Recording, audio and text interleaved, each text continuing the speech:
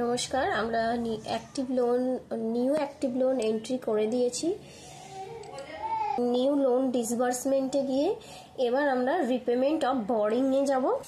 আমাদের সিএলএফরা অন্য কোনো সিএলএফ থেকে যেহেতু লোন নেয়নি, সেই জন্য রিপেমেন্ট অফ বরিং এখানে এন্ট্রি হবে না। এবার এখানে আদার সিএলএফ যে অপশানটা আছে, এখানে যদি আমরা ক্লিক করি, যদি আমরা অন্য কোনো জায়গা থেকে এই সিএলএফ থেকে লোন নিয়ে থাকি, তাহলে আমাদের এইখানে দেখতে পাবো, তখন আমরা রিপেমেন্ট করতে পারবো এই অপশান থেকে। কিন্তু এখানে তো আমরা কোনো অন্য সিএলএফ থেকে নিইনি, সেই জন্য এই অপশানটা আমাদের করতে হবে না। ফান্ড ডিসবার্সমেন্ট অপশানে আমরা ক্লিক করেছি। এখানে যখনই ক্লিক করেছি এই চারটে অপশান চলে এসেছে, এসএইচজি, ভিও, আদার সিএলএফ আর পিএনপি। এখানে এসে অপশান সিলেক্ট করতে হবে যে কোন অপশানে আমরা ফান্ড ডিসবার্স করেছি। যেই আমি ভিও অপশানে সিলেক্ট করেছি, তখনই আমার একটা অন্য পেজ খুলে গেছে। এখানে ভিও নেম এগুলো আছে।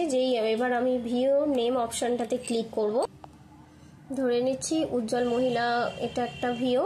ক্লিক করলাম। তারপরে এবার হচ্ছে আমাদের ফান্ড সোর্স, এটা দিতে হবে।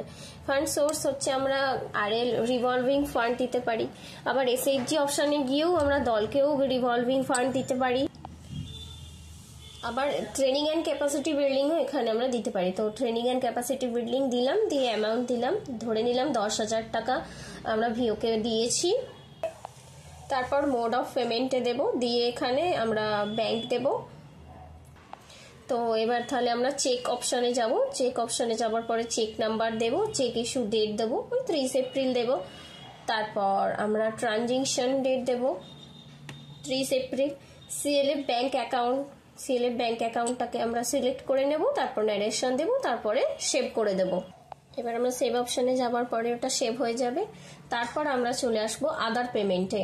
আদার পেমেন্টে ক্লিক করবার পরেও আমাদের কাছে চারটে অপশান চলে আসবে, এসএইচজি, ভিও, আদার ইন্টারভেনশন আর আদার। এবার আমরা আদার অপশানটাতে সিলেক্ট করে দেখিয়ে দেবো। আদার অপশানে ক্লিক করব যখনই, তখন এই পেজটা খুলে যাবে। পেড টুতে এখানে আমরা লিখতে পারবো কাকে আমরা দিচ্ছি। তো এখানে ধরে নিলাম কবিতা পিআরপি। এবার পেড টু আর্টসে ক্লিক করব। এখানে আমরা দেব ক্যাডার পেমেন্ট। তো ক্যাডার পেমেন্ট কত দিচ্ছি, এবার তার অ্যামাউন্টটা দেব। ধরে নিলাম 5,000 টাকা দিচ্ছি। 5,000 টাকা দেবার পরে তারপরে আমরা মোড অফ পেমেন্টে যাব। মোড অফ পেমেন্টে গিয়ে আমরা ক্যাশ ওকে 5,000 টাকা দিচ্ছি। তো ক্যাশ অপশানটাতে সিলেক্ট করব। ক্যাশে ক্লিক করবার পরে এবার ট্রানজেকশন ডেটটা দিচ্ছে, ট্রানজেকশন ডেটটা দিয়ে দেবো। এখানে 29শে মে দিলাম। তারপর দেবার পরে আমরা সেভ করে দেব।